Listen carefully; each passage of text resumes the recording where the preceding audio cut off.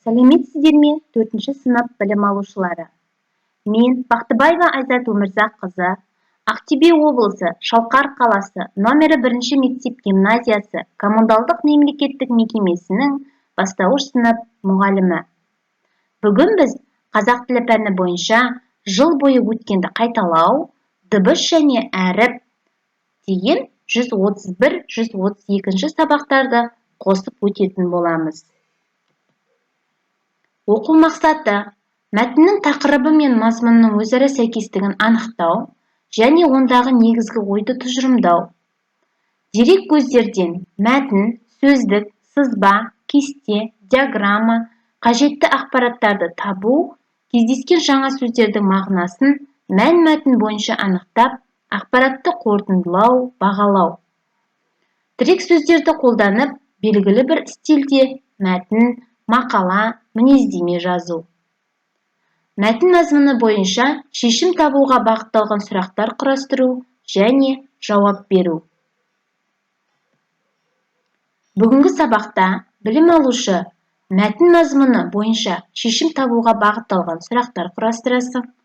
Сөйлем туралы білетініңді еске түсіресің, сөйлемнің бірыңғай мүшелерін ажыратасың. Тыңдаған мәтіннің негізгі тұстарын белгілеп алып, мазмұнын айтасың. Айтылуы мен жазылуында айырмашылығы бар сөздерді қатесіз жазасың. Сөйлемнің тұрлаулы мүшелері де, тұрлаусыз мүшелері де бірыңғай мүше бола алады. Сөйлемнің мүшесі бірыңғай бастауыш. Мысалы, Бейсен, Шымырбек, Қали құлаған жерді аршып жатыр. Кімдер құлаған жерді аршып жатыр? Бейсен, Шымырбек, Қали. Бірыңғай бастауыш болып тұр. Бірыңғай баяндауыш. Далада жел дүрілдейді, ысқырады. Далада жел не істейді? Дүрілдейді, ысқырады. Бірыңғай баяндауыш болып тұр. Тау мен тасты су бұзар. Нені су бұзар? Тау мен тасты. Бірыңғай толықтауыш. Дала қызыл, сары, жасыл түстермен құлпырып тұр. Дала қандай түстермен құлпырып тұр? Қызыл, сары, жасыл. Бірыңғай анықтауыш. Ол хатты асықпай, баппен жақсылап тағы бір оқып шықты. Ол хатты қалай оқып шықты? Асықпай, баппен жақсылап. Бірыңғай пысықтауыш болып тұр.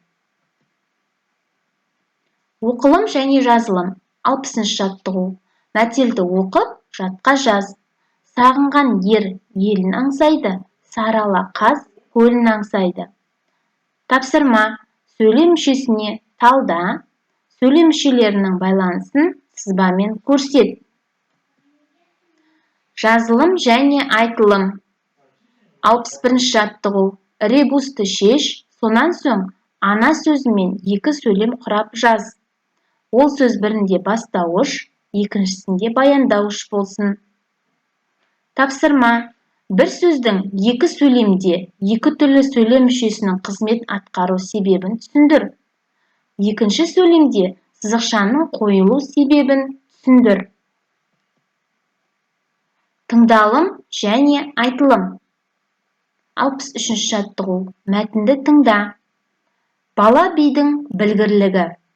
Бала би қартайған шағында елінің игі жақсыларымен кеңесіп отырып, жерден ауыр не, судан терең не, оттан ыстық не, көктен биік не деп сұраған екен. Бұған ешкім ауыз тұшырлықтай жауап бере алмапты. Сонда бала бидің өзі былай деген екен. Жерден ауыр дегенім ақыл білім, судан терең дегенім оқу ғылым. Оттан ыстық дегенім адамның өмірі, көктен биік дегенім тәкаппардың көңілі. Шешендік шиырлары кітабынан. Тапсырма. Тыңдаған мәтіннің негізгі тұстарын белгілеп ал. Соған сүйеніп мазмұнын айт.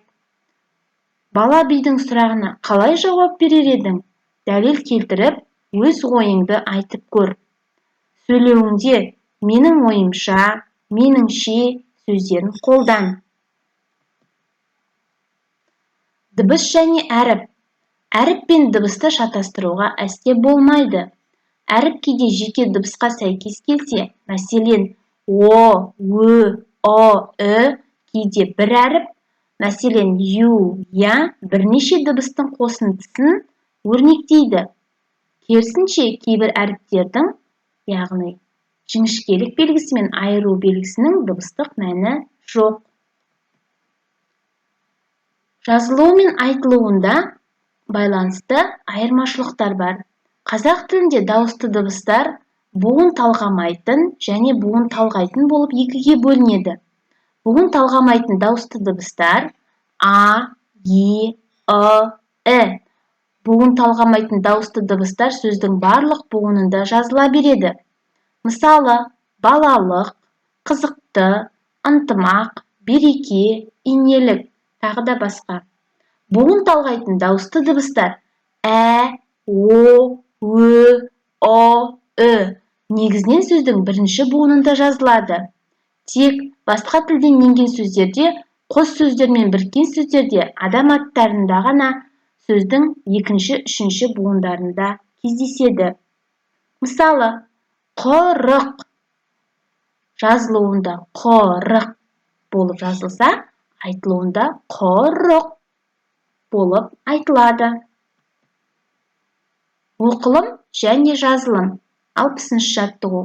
Мәтелді түсініп оқып, жадқа жаз. Сәуір болса, күн күркірер, күн күркіресе, көк дүркірер. Тапсырма. Қарамен жазылған сөз тіркесінің айтылуы мен жазылуындағы айырмашылығын түсіндір. Оқылым және жазылым. 68-ші жаттығу. Сөздердің бастапқы әріптерін тауып оқы. Мысалы, бірінші сөздердің бастапқы әріпі су, яғни с дыбысы. Су, сылдыр, саяхат. Әрі қарай өздеріңіз тауып көріңіздер. Және тапқан сөздеріңді қатыстырып, жарнама құрап жазамыз. Үйге тапсырма. Дерек көздерді пайдаланып, сұрақтарға жауап тауып жаз. Шешендік өнер деген не? Кімдерді би, шешен дейміз? Би, шешендер тапқырлықпен айтады, көркем тілмен жеткізеді дегенді қалай түсінесің? Сөйлеуші мәдениетіне не жатуы мүмкін? Осы дерек көздерден іздей отырып, сұрақтарға жауап жазамыз. Осымен сабағымыз аяқталды. Сау болыңыздар.